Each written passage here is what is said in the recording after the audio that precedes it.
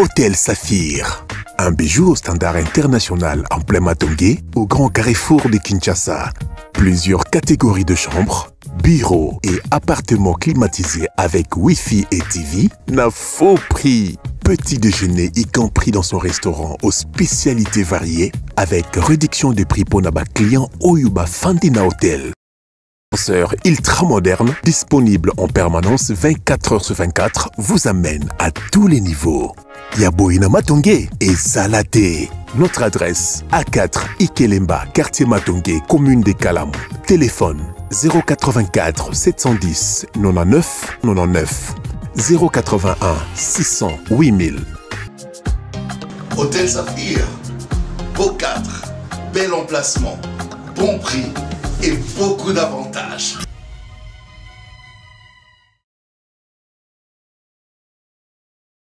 Mbote Rabino, Balandi Abo Solo Télévision, merci encore une fois pour la confiance. Nous sommes ici pour le deuxième numéro de la journée. Merci Nabalandignon Sobao Bazole Mbate Kopé Sabiso Maboko par rapport à ces grands rendez-vous de la haute facture. Je vais prendre les informations du jour. Deuxième numéro, Ezali conflit. Il y a Bato Bazali Koyo Kanate. Dans le sujet Oyo intéressé Bato Bazol Nabiso Nandaku. Tata Azalaki na Mwasi to Azalaki na Basi aboti na bango bana ebele bana wana bazali ba héritier soki tata azali te bakomaka héritier kaka soki mokolo eloko azali susu te soki mokolo eloko aza vivant yoko zala héritier te to koki kozala héritier mais po ekoma na effectivité. Il faut kaka moto asombi biloko yo oza ko kitana na ye o mobeko pesio nzela ye azalate nde okomi héritier. Mais malheureusement na ba cours et tribunaux makambo ebele otoko kutana ngo na kati ya société ezane makambo ya ba héritier bazolela ka mikolo nyonso ba veuve pe baza kolela bisika monsieur za ba veuve baza ko zoelo kote veuve baza na limite na ye soko balana ki na mobali balana ki na régime nini mobeko etalisi lolenge yango. Mais ceux qui peuvent aller quand veuve te surtout ba héritier à première catégorie o bazali ba héritier à première catégorie balko bana bato mosusu bazo privilégier famille ceux qui arrivé que moto akufi balobi te pa na biso ba Kongo ezakaboye pa na biso balube akaboye mobeko elongola likambo ya pa na biso ba Kongo na baluba mobeko etalisi lolenge nini likambo ko katana soki mokolo likambo aza isute bato batikali na sema lokwa ba héritier à première catégorie na deuxième catégorie lolenge nini biloko esengeli katana ba problème wana etondi na yambaka bato mikonyo swao na yambika ya famille moko na yoki yango na memi yango na télévision po toko akoyeba bao bazana makambo wana lolenge ni bako se comporter mobeko elobi nini l'état koki ko sala nini biso pe bato etuza ba héritier lolenge ni toningi to se comporter vis-à-vis à cette situation. Donc, émission Yami Balé est à la paix pédagogique, mais aussi, ils ont le à malam ou dénoncer. Que nous avons l'impression, c'est comme si la justice a rendu l'âme. Bazobo a officialisé à la télévision que la justice congolaise a rendu l'âme. Nous avons l'impression. Parce que, pour constater comment la justice est opérée, Bassine Vito est insulté. Bassine Vito, c'est à travers ba décision judiciaire ba arrêt aux ezakobima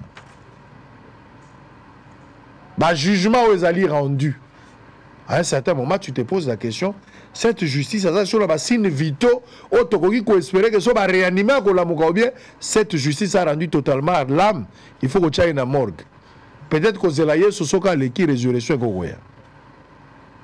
Messieurs et dames, voici les informations du jour. Guerre dans l'est du pays. Le M23 se retire de la localité de Kageri. Bazouele, les autorités mettent en place une task force pour lutter contre la désinformation sur les réseaux sociaux. L'est du pays toujours, la Troïka et la SADC délibèrent sur le rapport du sous-comité de défense sur la révision du mandat du Samir DRC. Le service national offre plus de 200 bancs pupitre à l'université de Mbujimaï. Union sacrée avant-dernière information. Le nouveau bureau sera connu ce week-end, une mise au point de M. Mbata. Pour terminer, aucune initiative portant sur la crise sécuritaire, sur les 170 initiatives de contrôle parlementaire. Messieurs et dames, ça n'est fini pour la lecture des informations. Nazaro Yambelabino, Monsieur Fidel Ewolo Ngombe, Aza coordonnateur associé au cabinet de Lao Firme EM. Il est accompagné d'un Mwana Moko et Azali parmi les héritiers, comme on a parti Djemela, héritier et la première catégorie. Les solos na biso tozobeta na deuxième partie Azali, bangomi balé. Na lobby yoka li solo à famille oyo, mais servir yopé pédagogique pour yeba comment te comporter ce qu'aux alliés héritiers ou soit aux alliés moko aux alliés qu'on configurer dans un dossier qu'on servir de jurisprudence dans les jours à venir. Ndeko Fidel Mbote. Mbote mwana mboka sango mokonzi. Na qualité ni nous intervenir dans dossier oyo. Nazali moko ya ba avocat ya moi ndambu ya ba héritier ya première catégorie bazali 11 et ndé naye pour na fixer quand même opinion et puis commettre en garde moi ba velléité monsieur Zali ya komona bato moko ba bengami entre guillemets homme fort aussi longtemps que avec Félix Tshisekedi Tshilombo, notre chef de l'État, la période des intouchables a déjà sonné son glas, mais ils veulent acheter des parcelles. Il y a succession, oyo na minute est invendable parce que tozolo babouy na minute oyo le parcelle, toutes les parcelles laissées par le fait colonel Djemelas et Nzongo prospèrent et Zalika kana patrimoine naé parce que la succession n'a jamais été ouverte. Moi encore, les héritiers n'ont jamais été investis. Mais, toujours comprendre à un certain moment, moi, j'avais été, moi, quelques héritiers, je tambolaka, na simanandenge, à kobatamaka, bateka, côté ka parcelle, sous papa na bangwa tikaki, pendant que la parcelle, on a minute où ils sont invendables. Ils n'ont même pas na kumba héritier. Très bien. Voilà. Alors, avant d'intervenir dans la partie où ils ont été moi, pour les avocats, tout un héritier a expliqué le problème na bango. Okay. Et puis il faut intervenir dans la démarche judiciaire où est au Sali et où est-ce que nous en sommes. Là 30 minutes, il faut gérer les temps. OK? Alors Ndeko Pati Djemela Moyao. Ah, beto. O lo barachilu o lo barape. Ngazani kutete, ngalo ba kitete. Moyao sango ya kona sango limena wala ndebiso. Vraiment. OK. Alors la CPL pour la toute première fois, na lingi tobeta lisolo na bino. Lisolo ngo tozobeta pona ko CPL sabatote, eza pona kanda po makambo zo tambola na molongote. Voilà pourquoi boye ko dénoncer pona ko zonga makambo ezonga normal. Ba kongo bazolanda yo. Nazo tikelo 10 minutes pour ko résumer makambo bozana ngo comme ça ndeko ko rebondir puis to ko pas na pour terminer. Alors ozana tango les loko ni ne memi bino pas sinini obino bozana. Vous avez le temps d'expliquer tout ça. La CPLI, merci beaucoup, Papa Sango. La CPLI, pour la première fois, tout mon année. Et puis, pour achever par mon idée, et nous avons ensemble. Et nous avons la passe, mais nous avons des cœurs, tous ensemble. Et maintenant, pour tout continuer à l'histoire, l'effet colonel Djemela, c'était... il faut expliquer. Oui, l'effet colonel Djemela, c'était notre papa à Botina Bassi 6. Donc notre maman était la deuxième femme. Et à Botina Bassi 6, à Tiki Bissonio surtout, Tata la bino Koufa. Papa Koufa qui n'a 2020. À Botibino, na ba maman 6. Ba maman 6. Okay. Oui. À Botibiso, na ba maman 6 et puis à Tiki Bana au nombre de 21. 21. Donc 21 enfants, à Botimona Bana, na Bassi 6. Et bana ya première ligne bakufa 2 bon bazaki 10 batikala 8 biso toza 5 biso tout toza 5 le reste ainsi de suite toza la 21 et puis tant que papa kufi na 2021 na 2020 le 9 mai et to bani mala moko na ba complication na ba ndeko na biso et comme que non papa kufi na 2020 le 9 mai 2020 abelaki basira ba Covid wana abelika mon ke puis akufi na ajini akufi na 87 ans je crois. OK. Alors tant akufi nde sikoyo complication comme on a bande qu'on a biso après Milidor bana ya première femme et comme que non bango il faut bazwa 50% et puis 50% au Kabola ça dit bango va 75%.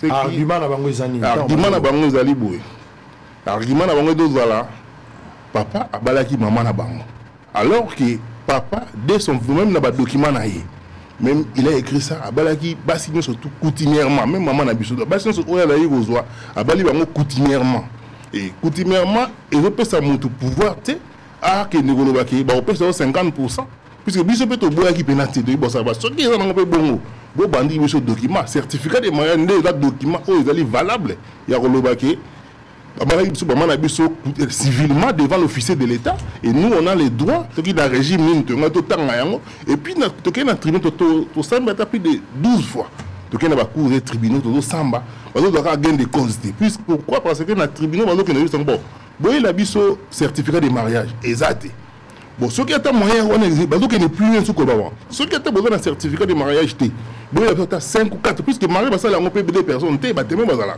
vous êtes dans 3-4 témoins, on a preuve pour prouver que le mariage civil, l'accès va pas seulement 50%, jusqu'à preuve du contraire. Et bah donc il faut financer un bon, on a juge, magistrat, on a justice comme on est dans la cas, mais il faut là un jugement mon corps, na magistrat mon Francis Onaï n'a dénoncé qui j'ai écrit même partout. J'ai écrit dans la présidence, dans la presse de institution, surtout dans comment il va répondre pour dire que Azo travail mourir bien té, normalement déjà si là pour dire qu'il va payer 50%, biso tout tigre na 50 plutôt Kabana bango 50%. Alors tout le monde bien que non. Ceux qui veulent le 50%, bon il a besoin de documents. Ou que moment on a bala qui est devant l'officier de l'État pour continuer il a civilité. Et là qui continue moi na super bala qui continuellement. Bon moi surtout oh papa bala qui bon au moins ça coufi dans ma bogo na bala qui continuellement. Ceux qui est dans la coutume biso surtout c'est que surtout pour la 50%. Mais ce qui n'est pas le cas, c'est dit tout évoluer de manière normale pour que tu évites on se tout même en fait après lui ouais papa en fait likanisa mino zaki boteka biloko bola mbongo likanisa yaki idée à côté que zala quitter idée à côté que zala quitter et zala carré tout le moyen tout s'organiser de façon tout banengni to ko protéger ba patrimoine parce que le ko dans nga ikuti zala rage to ko garder ba biloko wana so ko zala bezo comme millionnaire na vie non luka mbongo na yo fais ton travail Lucas ça la business Lucas ça la maman comme millionnaire to ko tika la un jour to ko papa na c'était un grand courage puisque c'est qu'il a fait pour nga na mona que c'est un grand courage a oti na village kuna ina Kishasa wana ilo côté ti a comme peu atom banda quoi c'est le maman ça c'était un grand courage les lots passés ba loko na eza tuko na ba koko na ba na biso tala ko papa na biso la grand côté bloc ça la yango mais bango te ote bango il faut ba les kabiso bango faut la part du lion Jésus batté par rapport à nini par rapport à quoi ce babala ba botaki bango na ba 15 mois biso to botaki na 9 mois ou soit et ça nini on ne comprend plus alors tango bande ko na bino ba lobi bongo ba komi ko luka ba imposer bino loi na bango bazwa d'abord na part ya 100% ba diviser bango bazwa na 50 et puis na 50 vous allez boire dire ngo na 100 boka bola liso na bango déplace problème et combien alors démarche nino bino bosali vis-à-vis à bandeko na bino pour que beaucoup akoyoka na l'amiable avant to comme la démarche judiciaire normalement démarche bane puisque tout ça qui na ba oncle ou ba utaki village malgré ba moment on a kufa qui un peu moins compliqué ba ndelo tout ça qui m'a bloqué dans kufa tout ça qui non na mort tout c'est la batona ba ya tout ça là pour tout le combat ba tout comme ba chef de famille ba ya pour na tout bané de ko s'organiser ba ya gipe donc ba comme ba monde ba fanti biso pour dire qu'il faut tout ça la réunion en famille to bimisa ba liquidateur tout bimisa tout le comment tout organiser bah bien au papa tika qui te ba neni to ko gérer ensemble mais ça n'a pas tenu comme bango kaka wana ka bana première lit bazalaki na complication bazoboya même ba papa leki wana bazoboya tout le monde pona bango zaka o bango ba ko lobande ko zala déjà le coin de l'église amen tondi mi alors que nous on dit que ce n'est pas vraiment ba amen te ce que nous ba amen za na biloko na yo o za mambo ya papa ce que tu as géré ensemble, tout le comment tu organiser biloko et puis mon ça continue vina mais non on va lingi bongoté bango problème on va base 50% ba ça là au bango ça alors ça compliquer les choses jusqu'à maintenant donc il y a ba instance parce que surtout même na ngalé on a tribunal ngalé manenge juge Francis, magistrat Francis, on a bousillé le jugement, où ils allaient juste et on le va dans 50%. Et puis, tout même maintenant, dans l'instance à Gombe, tout ça là qui appelle maître avocat. Mais que contrer jugement, pour dire que ils ont normalité. Ce qui vous a besoin de pour un document, pour dire que tu devant l'officier de l'État. Il faut dans un document, tu peux rater que ça, et vous n'avez pas ces documents-là. Et ils ont un bout de passé. Tu vas ni boyer, tu mets ta masse là, bon, parce que presque pas. Or, nous, on a grandi ensemble. On a grandi ensemble. C'est-à-dire que tant qu'on a le lobby, papa n'a vu ça, on a son mandat pour l'année 75. Papa n'a vu ça, j'aime. Tant qu'on a mandat pour l'année 75. Balingana a vu ça dans l'année 65. Grand frère n'a vu ça à Liboso à Boutina 68. Mais tu sais, parce que maman a fait la deuxième femme. Boutina 68. Première femme, bon, la deuxième femme, je ne sais pas, bah, allez-y. Et puis maman a vu ça à Kofi à 81. Tant que maman a vu ça à Kofi à 81, les vieux, paix à son âme, papa Djemilas, paix à son âme, maman. Alors, bon, le quoi n'a pas signé balai à l'époque. Le quoi, la deuxième femme n'a pas finance, au ban, n'a pas revendre la première femme. Tout le monde, et comme ça, puisqu'on a grandi ensemble depuis 1981. Ah, ok. Donc, tant que maman a vu dans Koufi, papa a eu décision, a eu Bino. Oui. 5 personnes. On a grandi ensemble. Oui, c'est-à-dire que depuis 81 jusqu'à preuve du contraire, on est ensemble. Bamsou va goûter un peu la mise sur la mine. Bamsou soit. Nanda quoi, on a tout beaucoup de temps, déjà 10 bazalara déjà. Bango 10 bazali déjà. Bisotoye na 81, na 88, 88 maman bango a recouvert. Ah ok. Nevia gobo tana basi papa botina basi. On absence on a. Mais du vivant vieux bazaka mi balé. Bazali balé. Donc maman na biso na maman na bango. Biso to kolina bango, c'est-à-dire que ce gobe teleso depuis 81 on a gantolé qui dit que c'est une famille. Mais les autres comprennent subitement au rôle en colobité, lui n'est pas mon frère, lui n'est pas ça. Alors on ne comprend plus rien. Ce qui se passe, tous comprennent était ceux qui qui n'a pas comment, qui tout ça on a grandi puis et ça l'a bien été. Le ça l'a. Ne ba boti bino msuba na ba poto msuba za to na libota ya bango na makila ya bango ya mama na bango. Msuba na poto msuba za ba c'est plus de 40 ba 50 pour le pont mais autres la 50 na ba poto 50 na ba poto le quoi peut-être na kini na le poto ne ba poser mon problème. Ouais poto na Kinshasa bango c'est la même idée. Idéologie na bango zali bon ça veut dire que bango il faut bango les kakaka. Donc un arrangement l'amiable et la famille est simbité. Et simbité. Donc il y a ba néné surtout et simbité donc il y a justice jusqu'à preuve du contraire. Ici c'est la rache OK pour bango peut-être ma famille ba le kaba me mango ne tout que non mais ils aussi mbaka raté. Il y a notre bité tout me mango pena nous devant partout au ba grouper ça peut ba idée. Peut-être ba le kaba. Très bien. Allez, finalement boké ko mona cabinet, bo sololi na cabinet bo approcher bango. Cabinet a informé la situation. Oyambi dossier, quel est votre diagnostic d'abord? Na problème il y a dossier et puis bo bandi wapi jusqu'à ce que nous en sommes là. Bissot tant aujourd'hui dossier dans le cabinet Nangai.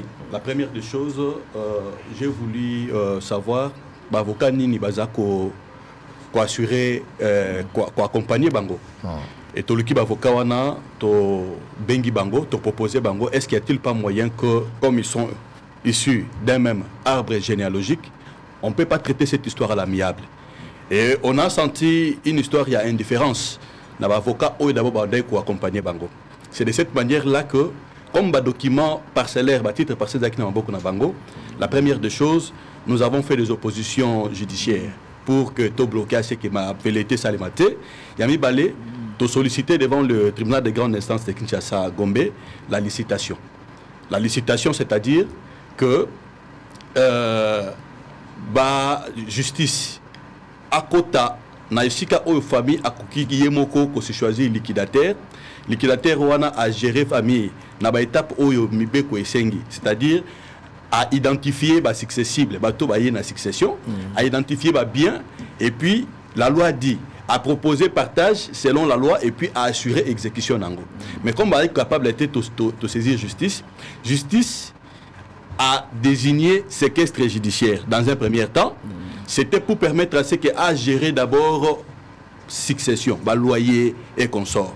Azui yango atie pembeni akaboli na mwana moko na oyo azana yango droit en attendant licitation. Et que ça là que tant tozui jugement avant dire droit, avant même que séquestre à quota en fonction, ils ont fait un appel dilatoire, c'est-à-dire bah décision préparatoire est non appellable, mais bah ça lui quand même appel. C'est-à-dire dans le but il y a étendre dossier, donc dilater dossier dans sens wana. Donc il y a un degré d'appel, dans minute oyo dossier za na niveau il y a cours d'appel. Et bah qui voit wana, bah kei kozwa kosenga liquidation à régime matrimonial.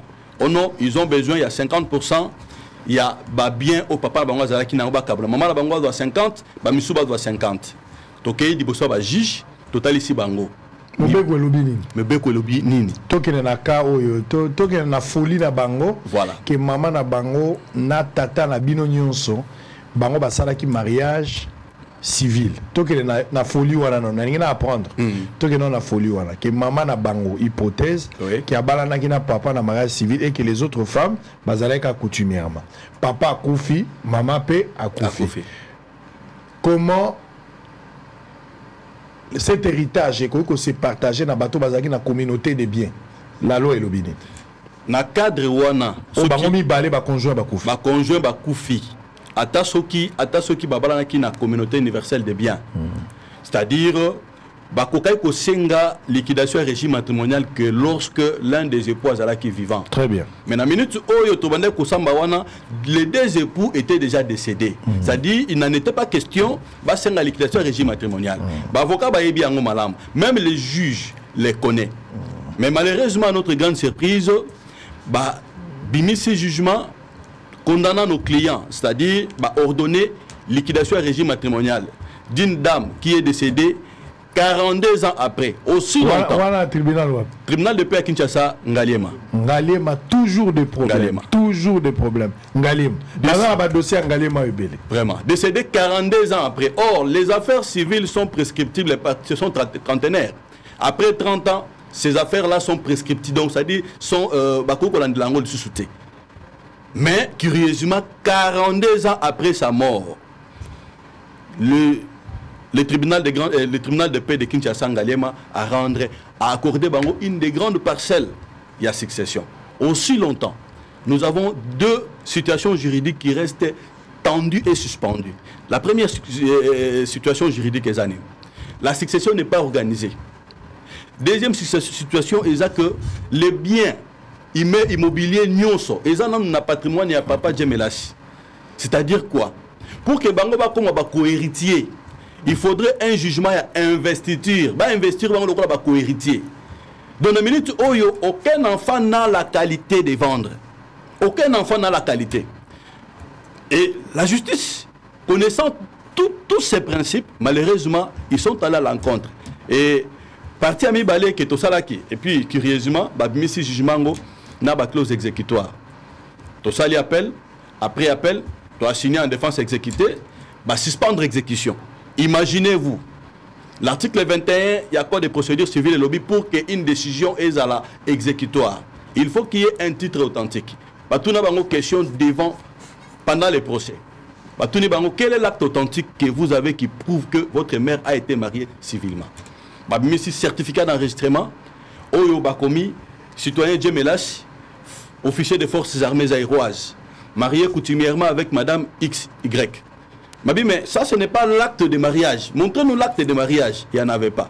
Malheureusement, les juges, dans sa délibérée, abimisi quand même jugement, c'est-à-dire de manière suicidaire. Il y a ça se passe parce que les chefs de l'État ont vraiment marteau sur la table. Le bon sur la table à tout moment sur la justice. Tout comme on a état général de la justice, notre justice est malade. Fort malheureusement, il y a encore des juges véreux jusqu'à ces jours. Donc, il y a des pages et dans la minute où dossier nyonso et ça devant les cours et tribunaux, ils ont évolué nango. Là, je ne peux pas commenter pas avec l'idée c'est-à-dire sous peine il y a quoi enfreindre la règle déontologique parce que lorsqu'un dossier est pendant, je ne peux pas interpréter. On ne peut pas commenter sur ça. Nazo commenter en côté mais nazo sur le plan judiciaire. Voilà, je suis à votre entière. Alors, Nani Ndeko Pati, je pense que le problème est connu maintenant, c'est-à-dire Ezaka Kalikambu ya bande wonabino bazamite mamabe. Ou soit bazana le koso ko le kabino si je comprends, bazolinga bamone la bino. Alors, vous comptez pour régler ces problèmes. Vous continuez la justice pour bien vous en approche, vous subissez vos hommes où est-ce que ça s'habite. Si on est venu ici, c'est pour solliciter aussi l'autorité na biso au baro ko tcha biso coup de pouce de façon to bien ko kata hémorragie pour trouver solution pour la quand même bénéfique pour tout le monde. Et tout ça sous dans un moment on a été au yakala le monde évolue et puis la dictature est à la suite comme les gens la démocratie et puis justice c'est ça musala na ndenge ya bien au baro ko aider biso même ministre de la justice soit côté biso pe liboko pour na AB taper liboko na mais ça pour dire que justice est aboyé. Et pour régler ces problèmes-là, il faut ça. Puisque nous, on ne comprend plus rien. Puisqu'ils ont une peine difficulté. Mais je ne sais pas, ils ont une mauvaise volonté, une mauvaise foi. Allez, on va revenir tout à l'heure. Là, moi, je voulais quand même comprendre de quoi il s'agit. On va prendre un reportage au Salamaki concernant ces dossiers avec les larmes aux yeux. Les 11 enfants du fait colonel Djamelas ont lancé les cris d'alarme. Regardez ça, on se retrouve après. Au Bételangano, l'isolo à photo, on a pour terminer. À tout à l'heure. Un conflit de succession éclate.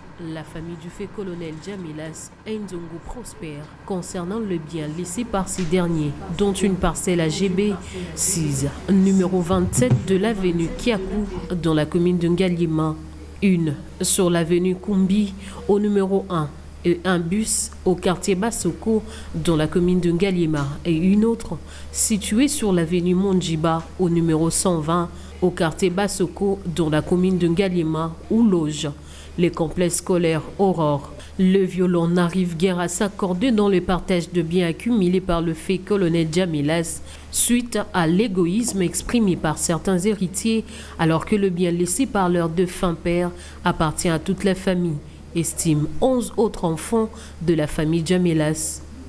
Et d'ajouter, les enfants du premier lit revendiquent 75% de plus de biens laissés par leur fait père, arguant qu'ils ont plus de droits que les autres, d'autant plus que leur mère est du reste l'unique femme légalement mariée, d'où ils se doivent de recourir à la liquidation du régime matrimonial. Cette attitude, affichée par les enfants du premier lit, serait à la base d'un vif mécontentement parmi les autres héritiers de cette grande famille. Cependant, aucune de toutes ces femmes n'a été épousée légitimement par le fait colonel Djamelas, à en croire le 11 enfants de la famille Djamelas qui fustigent les comportements de 10 autres enfants qui veulent tout s'emparer.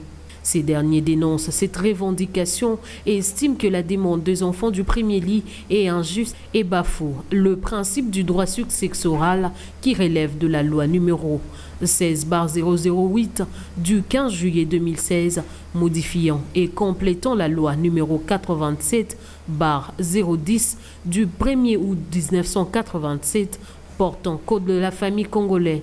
D'après cette loi, il est naturel que le bien étant un accessoire de la vie, ceux de parents passant aux enfants comme un bienfait qui doit suivre celui de la vie. Pour ces héritiers du colonel Djamelas, depuis le début de ce conflit, plusieurs procédures judiciaires ont été entamées, espérant que la justice allait convenablement jouer son rôle en remettant chaque partie dans ce droit. Mais il s'observe toujours des conjurations qui ne s'expliquent pas. Face à cette impasse, le membre de la famille appelle les autorités judiciaires et ministres d'État en charge de la justice Constant Moutamba de s'impliquer afin qu'une solution juste, équitable et transparente soit trouvée pour que chaque héritier de la famille Djamelas puisse obtenir sa part conformément au droit successoral congolais.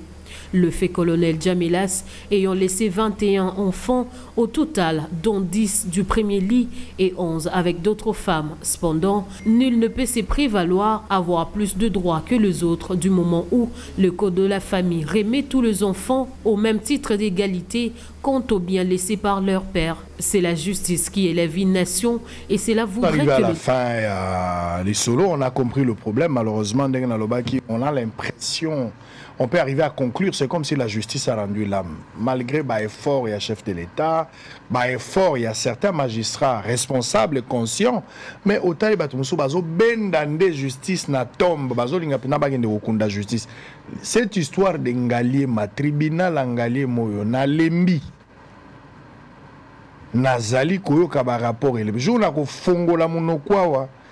je pense que ekoya parce que naza na ba dossier eza makasi yao na lembi dossier Ngalema na bombi yango et komi ko katanga nani kingo donc à un certain moment les autres tonnes da coupe les autres débordés na koloba makambo Ngalema il y a trop de coopérants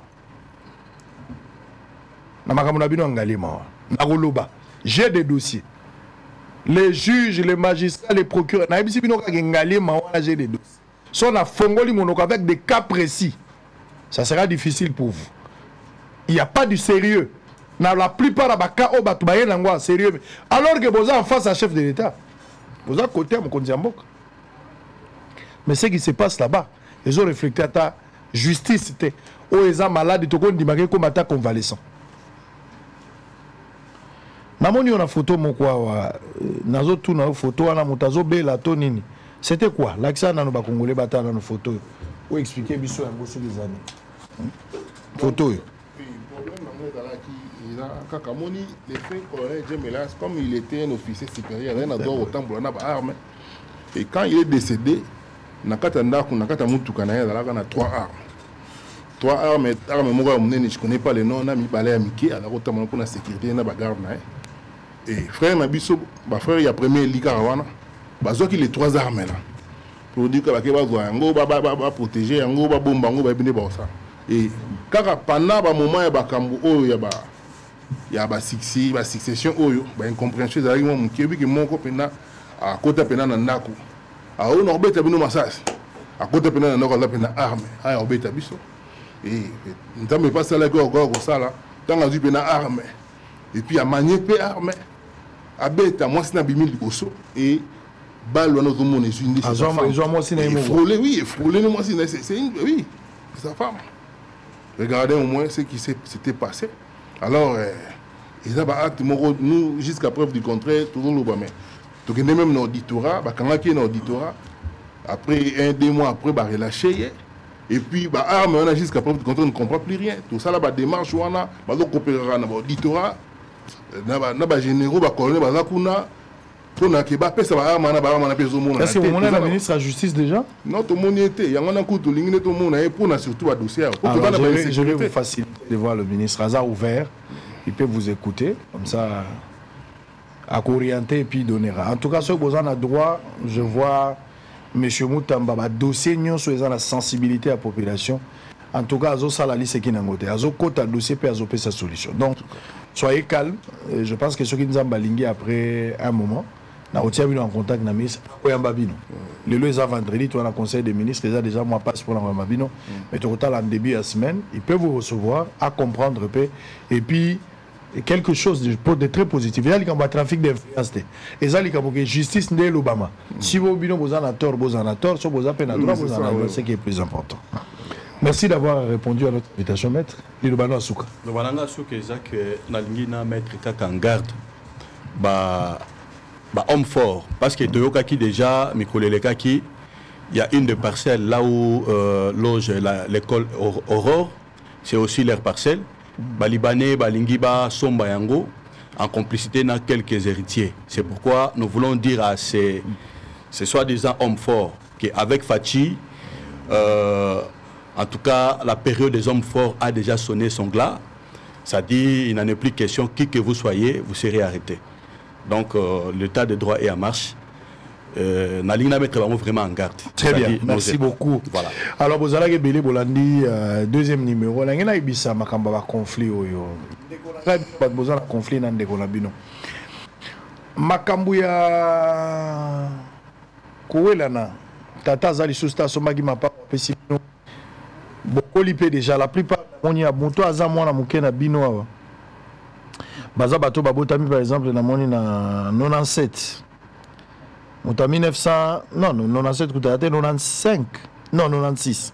Mouta 98, pe na moni, 1988. Ouais, Mouta 96. Azamouana Moukena Bino. Donc, Bokoli déjà. On a vu nos beaux arts à la Bino Ndakumoko. Bovandaka ensemble, papa azate. La moindre des choses, Ezali, beaucoup écoute qu'on a justice. Boebi, Bolimbisanga, en tout cas, Bolimbisanga, ils ont intention, mais il faut le bango bongo. Obi que Niez à la solo na libumute, ils ont solo ce que bimi na misobato.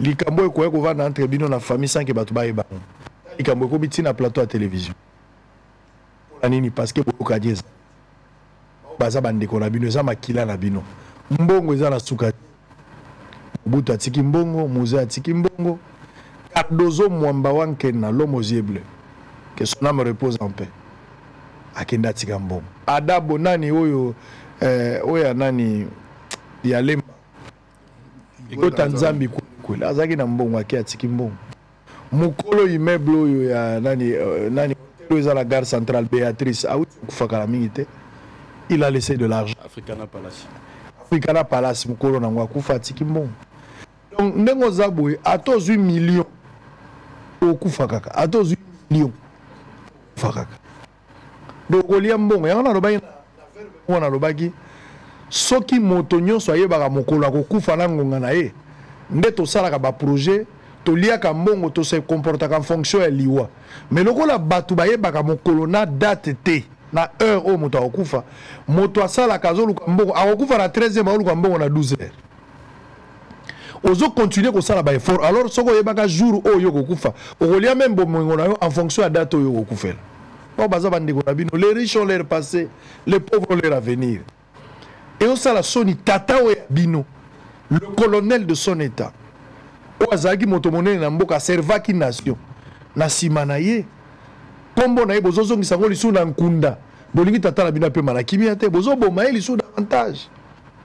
Est-ce qu'il n'y a pas possibilité à kozonga quand même ne serait-ce que na honneur ya kombo ya tata na bino bon tika na justice bon le non c'est des trop bo vanda mbongo za na sukate ata ongindi na muto asalaka na banka kontaka mbongo akufaka pe. C'est quoi cette histoire? Bozo koma tina niveau ya kobimisa minduki ya kobundana elo bozo kende osokola pena osambi olobi to ko samba na kombo atata bozo kata sonité. Vous devez avoir honte bino nyonso bana ndenge nini kombo atata na bino komi objet ya ba procès na justice. Bozo quand même si bobo msalika mo à l'amiable ezalaka te kozalaka te mobeko alobi yango te nazolo bango te po bango bazali juge oyo akati likambo na ndenge oyo nayebi te so akozala juge na lifelo to akozala juge kaka na se ya mabele tata na mama babalani toloba na likambo ke babalani officiellement bake ntina état civil bandimi kolégaliser mariage na bango. L'état n'a pas eu mariage kaka coutumier. Mariage aux états civils, ils ont légalisé mariage pour protéger l'intérêt à ba conjoint. Ce qui est arrivé, que moko na bino akufi. Tolo bana eka mingi, mobali akufi mwasi atikali. Po basi ba kana tendance mingi kabiso to kufa liboso na bango. Mais na kana bango mama na bango kuta kufaki avant. Même maman ya mibale, yé pas kufaki avant. Toke na ka oyo moko akufi, mobali akufi mwasi atikali. Soki babalanaki na régime matrimonial otobi ya communauté de biens. Communauté de biens lingi koloba bomengo oyo yo zwaki avant bobalana. Na oyo pe mobali azwaki avant ba bobalana. Na oyo bozozwa tango bozali ensemble na suka na bino nyonso wana eza biloko na bino mibale. Soki moko azali te mososo esengeli ajuire nango. Soki moko atikali mobeko elobi pendant koza vivante bako kamata biloko bosombaki ensemble na communauté ndenge ezobeli bakaboli yango na 50% po oyo atikali lokola conjoint yende a bénéficier au nom ya régime matrimonial. Mais au cas où bango mibale bakufi bato bazo bénéficier zaka ba héritier à première catégorie na deuxième catégorie bango ne bakomi ko bénéficier mobeko elobi bongo. C'est-à-dire héritier à première catégorie va bénéficier à 75%. Na kati héritier à première catégorie za banani. Bana oyo oboti tango za na ndaku. Ezala bana oyo bazali babotami libanda bakoki koyebana tout comme bakoki koyebana te. Bana nyonso wana soki baza reconnu identifié que bazali bana ya muwei. Bango nyonso wana nde bazo constituer héritier à première catégorie bako bénéficier à 75% ya bozui oyo tikaki.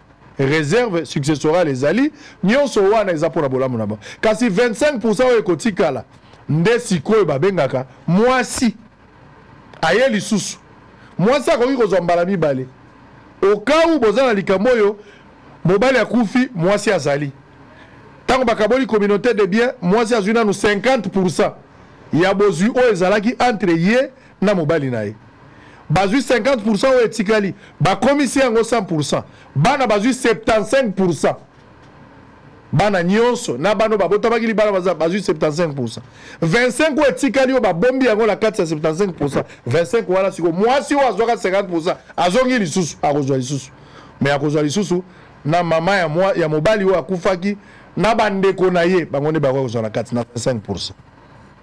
Mobeko lobi législateur nda lobaki yango au cas où sikoyo tata na mama bazate bino bana nyonso lokwa bango ba 21 bino nyonso nde bokozwa 75%, 25% wana etikali lokola ba mama nyonso na bao baza vivant moto moko babalaka yete na état civil bakenda ko légaliser te ba mama na bakoliaka na sima bana na bango.